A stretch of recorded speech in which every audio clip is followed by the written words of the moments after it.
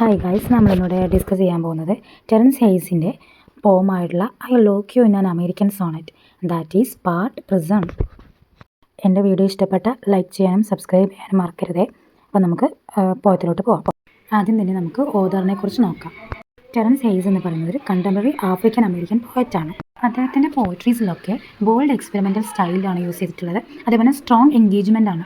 അതിൽ കൂടുതലായിട്ട് അറിയപ്പെടുന്ന തീംസ് ആയിട്ട് പറയുകയാണെങ്കിൽ race, identity, power and American politics. അദ്ദേഹം പോളിറ്റിക് ഫോംസിലൊക്കെ ട്രഡീഷണൽ പോളിറ്റിക് ഫോംസിലൊക്കെ റീവർക്കിംഗ് ചെയ്തിട്ടുണ്ട്. എസ്പെഷ്യലി പ്രത്യേകിച്ചും സോണറ്റിലാണ്. ഈ ഒരു പോം എന്ന് പറഞ്ഞൊരു സോണറ്റാണ്. ഈ സോണറ്റിലൂടെ അദ്ദേഹം എക്സ്പ്രസ് ചെയ്യാൻ ഉദ്ദേശിക്കുന്നത് മോഡേൺ പൊളിറ്റിക്സിനെയും അതേപോലെ തന്നെ കൾച്ചറൽ റിയാലിറ്റീസിനൊക്കെയാണ്. അദ്ദേഹം യൂസ് ചെയ്തിട്ടുള്ള ലാംഗ്വേജ് എന്ന് പറയുന്നത് റിതമിക് ആയിട്ടും മിനിമലിസ്റ്റിക് ഒക്കെ ആയിട്ടാണ്. അദ്ദേഹത്തിന് ഒരുപാട് ലിറ്റററി ഹോണേഴ്സ് റിസീവ് ചെയ്തിട്ടുണ്ട്. അതുപോലെ തന്നെ നാഷണൽ ബുക്ക് അവാർഡ് ലഭിച്ചിട്ടുണ്ട് അദ്ദേഹത്തിൻ്റെ പോയിട്രീസിന്. അതുപോലെ തന്നെ നമ്മുടെ ഓതർ ക്രിയേറ്റിംഗ് റൈറ്റിങ്ങിൻ്റെ ഒരു പ്രൊഫസറും കൂടിയാണ് പറയുന്നുണ്ട്. പിന്നെ 21st സെഞ്ച്വറി അമേരിക്കൻ പോയിട്രിയിലെ ഒരു കീ വോയിസും കൂടിയാണ്. ഫേമസ് ആയിട്ടുള്ള ഒരാളാണ്, ഒരു ഇമ്പോർട്ടൻറ്റ് വോയിസ് മേക്ക് ചെയ്തിട്ടുള്ള ഒരു ഓതറും കൂടിയാണെന്നാണ് പറയുന്നത്. ഇത്രയാണ് നമ്മുടെ ഓതറിനെ കുറിച്ച്. ഇനി നമ്മൾ ഈ പോയത്തിലോട്ട് നോക്കുകയാണെങ്കിൽ I lock you in an American sonnet that is part prison എന്ന് പറയുന്ന ടെറൻസ് ഹെയ്സിൻ്റെ പോം എടുത്തിട്ടുള്ളത് അദ്ദേഹത്തിൻ്റെ തന്നെ American sonnet for my past and future അസസിൽ നിന്നാണ്. ഇനി ഈ പോം എഴുതാനുണ്ടായിരുന്നൊരു സാഹചര്യം എന്ന് പറഞ്ഞാൽ അമേരിക്കയിൽ 2016 ഉണ്ടായിരുന്ന ഒരു ഇലക്ഷന് ശേഷം അവിടെ അമേരിക്കയിൽ നടന്നിട്ടുള്ള ഒരു ഡിഫിക്കൽട്ട് പൊളിറ്റിക്കൽ ടൈമിന് ആ സമയത്താണ് ഈ ഒരു പോം എഴുതിയിട്ടുള്ളത്. ഈ പോയത്തിൽ റിഫ്ലക്ട് ചെയ്തിട്ടുള്ളത് fear, racism, violence and struggle of black Americans ആണ്.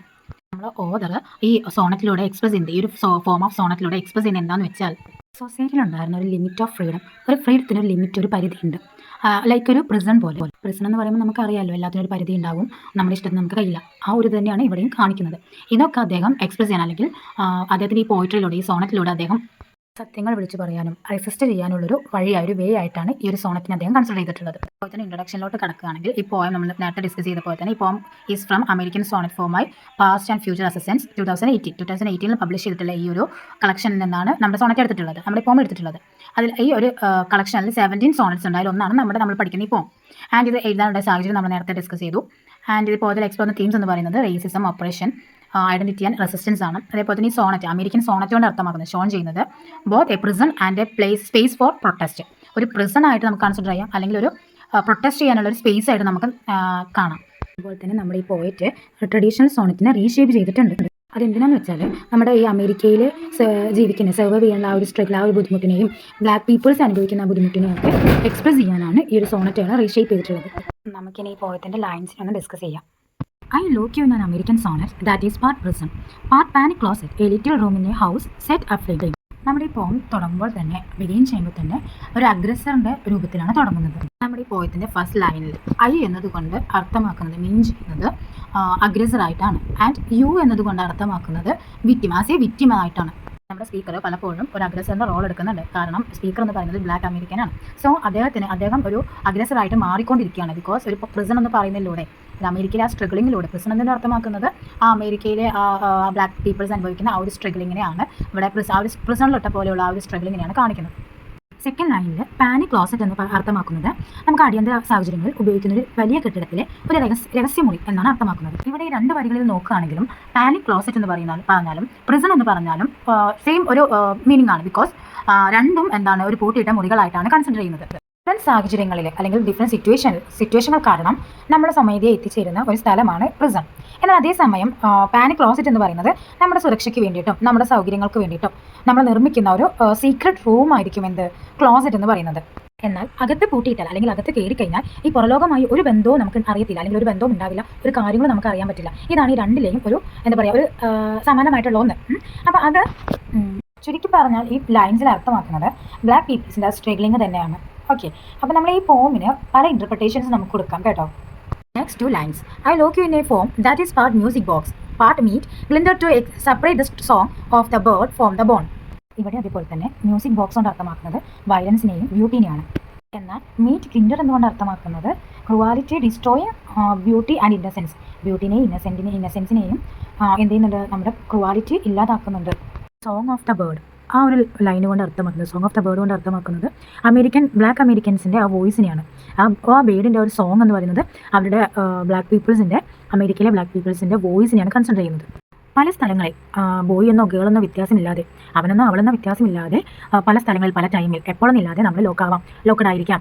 അപ്പോൾ അവരുടെ ആ ഒരു വേദന അല്ലെങ്കിൽ ആ സ്ട്രഗിളിങ്ങിനെ കൊടുക്കുന്നൊരു വോയിസ് ആണ് ഈ ഒരു ബേർഡിൻ്റെ സോങ് ആയിട്ട്. അവിടെ ഫൈറ്റിംഗ് ആണ്, ഫ്രീഡത്തിന് വേണ്ടിയിട്ടുള്ള ഒരു ഫൈറ്റിങ്ങിനെയാണ് ഈ 2 ലൈൻസിലൂടെ നമ്മൾ അർത്ഥമാക്കുന്നത്. I lock your persona in a dream inducing sleeper hold while your better sleeves watch from the bleachers.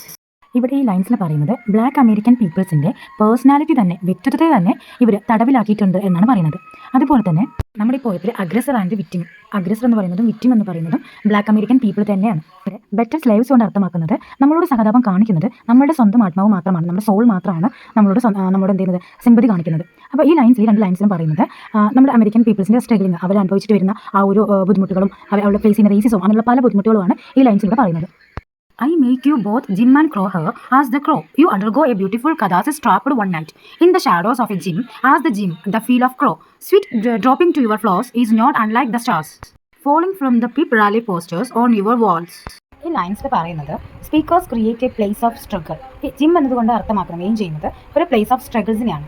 And also connected to the crow, അത് ഓൾസോ കണക്ട് ചെയ്യുന്നുണ്ട്, നമ്മുടെ കാക്കകളെ ഓൾസോ കണക്ട് ചെയ്യുന്നുണ്ട്. കാരണം ക്രോ എന്ന് പറയുന്ന സിമ്പിൾ ഓഫ് ഡാർക്ക്നെസ്, ഡെത്ത്, അതിനൊക്കെയാണ് survival, ഇതിനൊക്കെയാണ് crow കൊണ്ട് സിമ്പിൾ ചെയ്യുന്നത്. ഇവിടെ ഒരു കഥാസിസിനെ പറയുന്നുണ്ട്, ബ്യൂട്ടിഫുൾ കഥാസിസിൽ ട്രാപ്പ് ചെയ്ത് പോകുന്നുണ്ട്. വൺ നൈറ്റ്, ഒരു നൈറ്റിലൊക്കെ എന്നിട്ട് ട്രാപ്പ് ചെയ്ത് പോകുന്നുണ്ട്. ഇതുകൊണ്ട് അർത്ഥമാക്കുന്നത് വെള്ളക്കാരുടെ നിഴലിൽ അല്ലെങ്കിൽ വെള്ളക്കാരുടെ ആ ഒരു അടിമത്തത്തിൽ കറുത്തവർക്കാർ, അതായത് ബ്ലാക്ക് പീപ്പിൾസ് ട്രാപ്പ് ചെയ്ത് പോകുന്നു in shadow of the Jim. അതുകൊണ്ട് അർത്ഥമാക്കുന്നത് നമ്മൾ നേരത്തെ പറഞ്ഞു, ജിം എന്ന് പറയുന്നത് പ്ലേസ് ഓഫ് സ്ട്രഗ്ലിംഗ് ആണ്.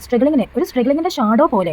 എന്നാൽ ഈ ഒരു സ്ട്രഗ്ലിംഗ് എന്ന് പറയുന്നത് ഫീൽ ലൈക്ക് എ ക്രോ, ഒരു കാക്കയെ പോലെയാണ്.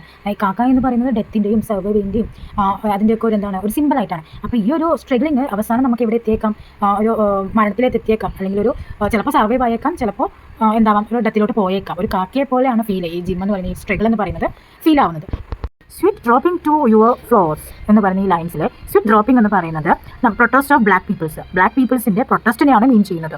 മോളിംഗ് from the people rally posters on your walls. ഈ ലൈൻസ് കൊണ്ട് അർത്ഥമാക്കുന്നത് നമ്മുടെ ബ്രോക്കൺ ആയിട്ടുള്ള ഡ്രീംസ്, ഹോപ്പ് നഷ്ടപ്പെടുക, അതിനൊക്കെയാണ്. പെറ്റ് റാലി പോസ്റ്റേഴ്സ് കൊണ്ട് മീൻ ചെയ്യുന്നത് നമ്മുടെ ഫോൾസ് പ്രോമിസസ്, തെറ്റായ പ്രോമിസസിനെയും എക്സൈറ്റ്മെൻറ്റിനെയൊക്കെയാണ് മീൻ ചെയ്യുന്നത്. ഈ ലൈൻസ് കാണുന്നത് ബ്ലാക്ക് പീപ്പിൾസിനെ വേർതിരിച്ച് കാണുക എന്നുള്ളതാണ്.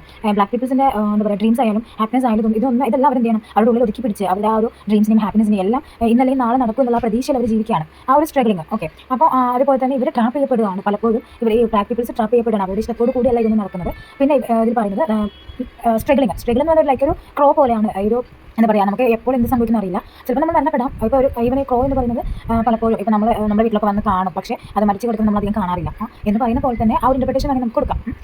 പലപ്പോഴും ഇവർ മരിച്ചു പോകുന്നത് അല്ലെങ്കിൽ ഡെത്ത് എന്ന് പറയുന്നത് എപ്പോൾ വേണമെങ്കിലും വന്നേക്കാം, അത് അവർക്കൊരു കാര്യമില്ലാത്ത എന്ന രീതിയിലൊക്കെ നമുക്കിതിനെ ഇൻ്റർപ്രിറ്റ് ചെയ്യാം. അപ്പോൾ ചുരുക്കത്തിൽ പറഞ്ഞാൽ ബ്ലാക്ക് പീപ്പിൾസ് അനുഭവിക്കുന്ന ആ ഒരു ബുദ്ധിമുട്ട്, അവർക്ക് ഹോപ്പ് നഷ്ടപ്പെടുന്നു, അവർക്ക് തെറ്റായ പ്രോമിസുകൾ നൽകുക, അതിനൊക്കെയാണ് ഈ ലൈൻസിലൂടെ അർത്ഥാക്കുന്നത്. Next line, I make you a box of darkness with a bird in its heart. ഈ ലൈൻസിലൂടെ അർത്ഥമാക്കുന്നത് ഇത് വളരെ പെയിൻഫുൾ ആയിട്ടുള്ളൊരു ലൈനാണ്. വൈറ്റ് പീപ്പിൾസ് ബ്ലാക്ക് പീപ്പിൾസിനെ ടോട്ടലി സെപ്പറേറ്റ് ചെയ്തു. അതിൽ നിന്ന് അവരൊരു ബോക്സ് പോലെയാക്കി ഈ ബ്ലാക്ക് പീപ്പിൾസിനെ മാറ്റി. വിച്ച് മീൻസ് എന്താ പറയുക, അവർ മരണപ്പെട്ടാലും അല്ലെങ്കിൽ അവർ എന്ത് സംഭവിച്ചാലും തന്നെ വൈറ്റ് പീപ്പിൾസിന് യാതൊരു പ്രശ്നവും ഇല്ല. ബ്ലാക്സിന് എന്ത് സംഭവിച്ചാലും, അവരിനി മരണപ്പെട്ടാലും മറ്റെന്ത് സംഭവിച്ചാലും വൈറ്റ് പീപ്പിൾസിന് യാതൊരു പ്രശ്നവും ഇല്ല എന്നതാണ് ഈ ലൈൻസിലൂടെ അർത്ഥമാക്കുന്നത്. ഇനി ലാസ്റ്റ് 2 ലൈൻസാണ് നമ്മൾ ഡിസ്കസ് ചെയ്യാൻ പോകുന്നത്. ഈ നമ്മൾ സോണറ്റ് എന്ന് പറയുമ്പോൾ തന്നെ നമുക്കറിയാം 40 ലൈൻസ് ഉള്ളൊരു പോമായിരിക്കും സോണറ്റ്. ഇതിലും 40 ലൈൻസേ ഉള്ളൊരു കുഞ്ഞ് പോമായിരിക്കും. അപ്പോൾ ഇതിൽ 13th 14th ലൈൻസിനാണ് നമ്മൾ ഡിസ്കസ് ചെയ്യാൻ പോകുന്നത്. ലാസ്റ്റ് 2 ലൈൻസിൽ പോയിട്ട് നമ്മളോട് പറയുന്നത് സെൽഫ് ലവിൻ്റെ ഇമ്പോർട്ടൻസിനെ കുറിച്ചാണ്. നമുക്ക് എപ്പോഴും സെൽഫ് ലവ് ഉണ്ടായിരിക്കണം എന്നാണ് ഈ ലാസ്റ്റ് 2 ലൈൻസിൽ പറയുന്നത്. ഈ പോയത്തിൻ്റെ എൻഡ് ലൈൻസിൽ അല്ലെങ്കിൽ എൻഡിങ്ങിൽ നമ്മുടെ പോയിട്ട് ഒരു ക്വസ്റ്റ്യൻ കൂടെ ആണ്. അതായത് വൈറ്റ്